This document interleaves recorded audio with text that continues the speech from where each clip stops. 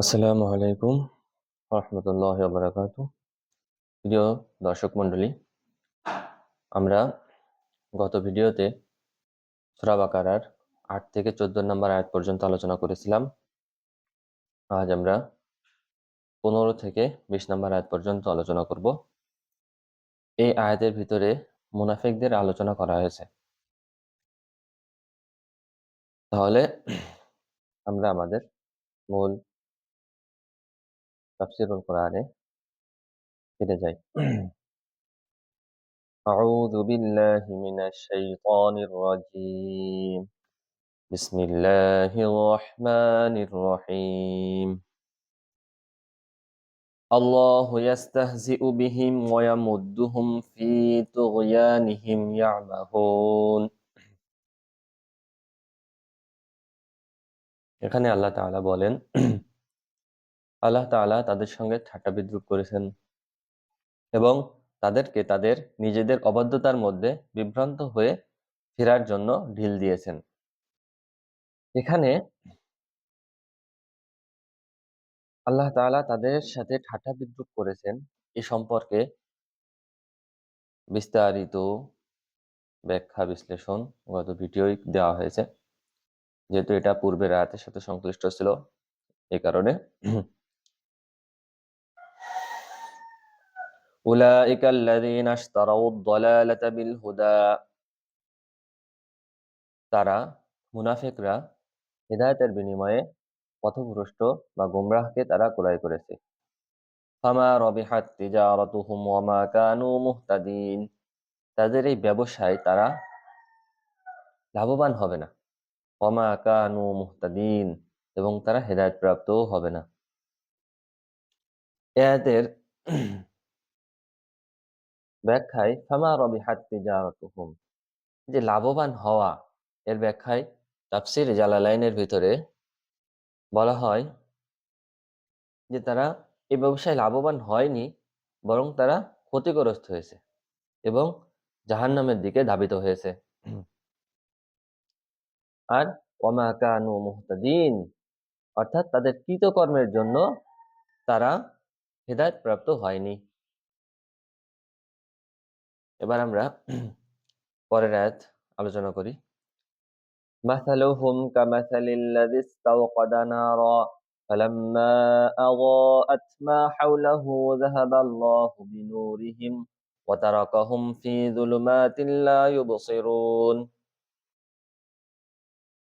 অর্থাৎ তাদের দৃষ্টান্ত হলো এমন ব্যক্তির ন্যায় যে আগুন প্রজ্বলিত করেছে। ফালাম্মা আযাআত, অতঃপর যখন সে আগুন আলোকিত হলো, মা হাওলাহু,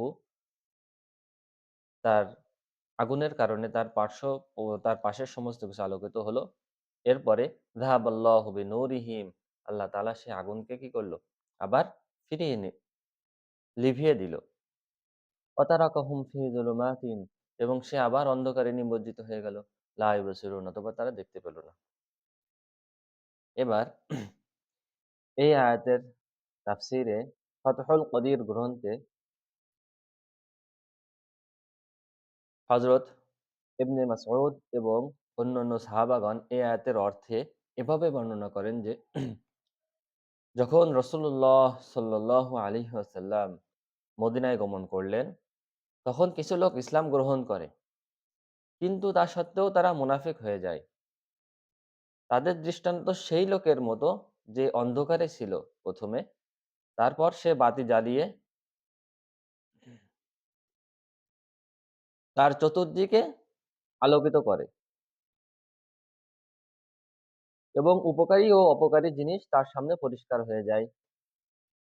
হঠাৎ সে বাতি নিভে গেল এবং পুনরায় চতুর্দিক অন্ধকারাচ্ছন্ন হয়ে গেল। এই অবস্থা হচ্ছে মুনাফিকদের। প্রথমে তারা শিরকের অন্ধকারে ডুবেছিল, তারপর মুসলমান হয়ে আলোয় আসে, হালাল হারাম ভালো মন্দ জেনে নেয়, তারপর আবার কুফরি ও নেফাকের দিকে ফিরে যায়। ফলে সমস্ত আলো, ইমানের আলো তাদের থেকে নিভে যায়।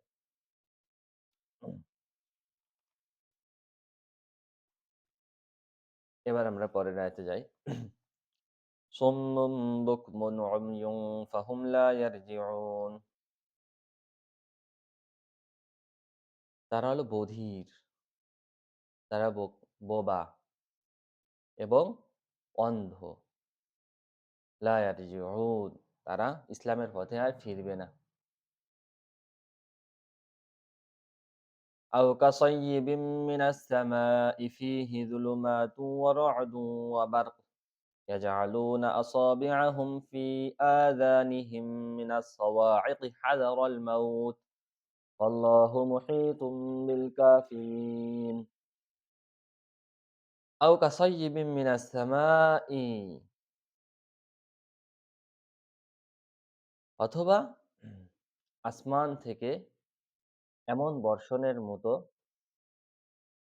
যে বর্ষণে রয়েছে যুলুমাত, অন্ধকার, রা'দু ওয়া বারক, বিজলি এবং ডাক, মেঘের গর্জন এবং বিজলি রয়েছে। ইয়াজআলুনা আসাবি'আহুম ফি আযানিহিম, তারা তাদের কানের ভিতরে তাদের আঙ্গুল দিয়ে দেয়, মিনাস সাওয়া'iqি হাযারাল মাউত, মৃত্যুর ভয়ে, গর্জনের থেকে বাঁচার জন্য মৃত্যুর ভয়ে তারা কানের ভিতরে আঙ্গুল দিয়ে রাখে। আল্লাহু মুহীতুম বিল কাফিরিন, আর আল্লাহ তাআলা কাফিরদেরকে বেষ্টন করে রেখেছেন। এখন এই আয়াতের তাফসীর একটু শুনে রাখেন।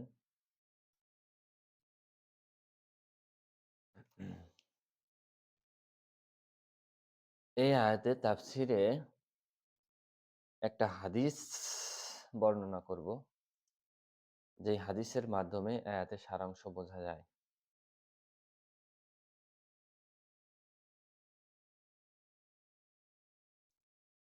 এবং এই আয়াতের তাফসীর সম্পর্কে তাফসীরে আবু বকর জাকারিয়া গ্রন্থে একটি হাদিস উল্লেখ করা হয়, যে হাদিস নাম্বার হলো তিরমিজি শরীফের 3117 এবং মুসনাদে আহমদের প্রথম খণ্ডের 274 নম্বর হাদিস। রাসূলুল্লাহ সাল্লাল্লাহু আলাইহি ওয়াসাল্লামকে ইহুদিরা জিজ্ঞাসা করলো যে, হে আল্লাহর রাসূল, যে রআদুন কি? অর্থাৎ এই যে মেঘের গর্জন, এটা কি জিনিস? রাসূলুল্লাহ সাল্লাল্লাহু আলাইহি ওয়াসাল্লাম বলেন, এটা আল্লাহর ফেরেশতাদের মধ্য থেকে একজন ফেরেশতা, যাকে মেঘমালা সঞ্চালনের জন্য দায়িত্ব দেওয়া হয়েছে। তার হাতে আগুনের চাবুক রয়েছে। সে এটা দিয়ে মেঘকে যেখানে আল্লাহর নির্দেশ হয় সেখানে ধমকিয়ে নিয়ে যায় ও হাঁকিয়ে নিয়ে যায়। তারা বললেন, তাহলে যে আওয়াজ শোনা যায় সেটা কি? তিনি বললেন, সেটা হলো তার গর্জন। তা হচ্ছে ফেরেশতার গর্জন। তারা বলল, আপনি সত্য বলেছেন। তারা যে বলল আপনি সত্য বলেছেন, এটা পূর্ববর্তী কিতাব তাওরাতে হয়তোবা এই বিষয়ে উল্লেখ করা হয়েছে। এ কারণে এটা মুহাম্মদ সাল্লাল্লাহু আলাইহি সাল্লামের কথার সাথে মিলে গেল। যে কারণে তারা স্বীকার করল, হ্যাঁ, আপনি সত্য বলেছেন। আয়াতের শেষ অংশে যে বলা হয়েছে, আল্লাহু মুহীতুম বিল কাফিরিন, আল্লাহ তাআলা কাফেরদেরকে বেষ্টন করে রাখবেন। এর দ্বারা কি বোঝায়?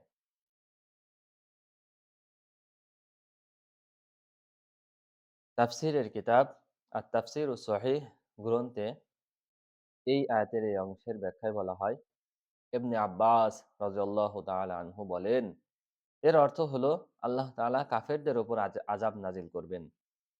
সেজন্য তারা তার বেষ্টনী থেকে বের হতে পারবে না। আরেকজন মুজাহিদ, ইনি বলেন, বেষ্টন অর্থ হলো তিনি তাদেরকে, অর্থাৎ কিয়ামতের দিন একত্রিত করবেন। বুঝছেন? এবার আসুন, ইবনে কাসির গ্রন্থে এর ব্যাখ্যায় বলা হয়, আল্লাহ তাআলা কাফের মুনাফিকদের সকল দিক থেকে ঘিরে রেখেছেন। তার অসীম ক্ষমতা ও ইচ্ছার বাইরে যাওয়ার কারোর কোনো ক্ষমতা নাই।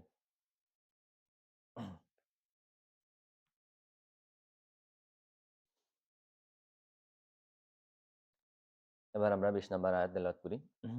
ইয়াকাদুল বারকু ইয়াখতাফু আবসারাহুম কুল্লামা আযাআ লাহুম মাশাউ ফীহ ওয়া ইযা আযলামা আলাইহিম ক্বামু ওয়ালাউ শাআ আল্লাহু লাযাহাবা বিসাম'ইহিম ওয়া আবসারিহিম ইন্নাল্লাহা আলা কুল্লি শাইইন কাদির। ইয়াকাদুল বারকু ইয়াখতাফু আবসারাহুম। এই যে বিদ্যুৎ, যে আকাশে যে বিদ্যুৎ চমকায়, এই বিদ্যুৎটা কেমন যেন তাদের দৃষ্টিশক্তিকে কেড়ে নিবে। কুল্লামা আযাআ লাহুম মাশাউ ফি। তারা রাস্তায় চলতেছে। যখন বিজলির কারণে আলোকিত হয় রাস্তা, তখন তারা সেখানে চলাফেরা করে, চলতে পারে। ওয়াইযা আযলামা আলাইহিম। বিদ্যুৎ চমকানো যখন চলে যায়, তখন আবার অন্ধকার এসে যায়। যখন আবার অন্ধকারাচ্ছন্ন এসে যায়, ক্বামু, তারা আবার দাঁড়িয়ে যায়। ওয়ালাউ শা আল্লাহু, আল্লাহ যদি চাইতেন, লাযাহাবা বিসামইহিম ওয়া আবসারিহিম। এই বিদ্যুৎ, এই যে মেঘের গর্জনের মাধ্যমে তাদের শ্রবণ শক্তি কেড়ে নিতে পারতেন, আবসারিহিম, এবং বিদ্যুৎ চমকানোর কারণে, অতিরিক্ত আলোক রশ্মির কারণে তাদের দৃষ্টিশক্তিও ছিনিয়ে নিতে পারতেন। ইন্নাল্লাহা আলা কুল্লি শাইইন কাদির। নিশ্চয়ই আল্লাহ তাআলা সমস্ত জিনিসের উপরে সক্ষমশীল।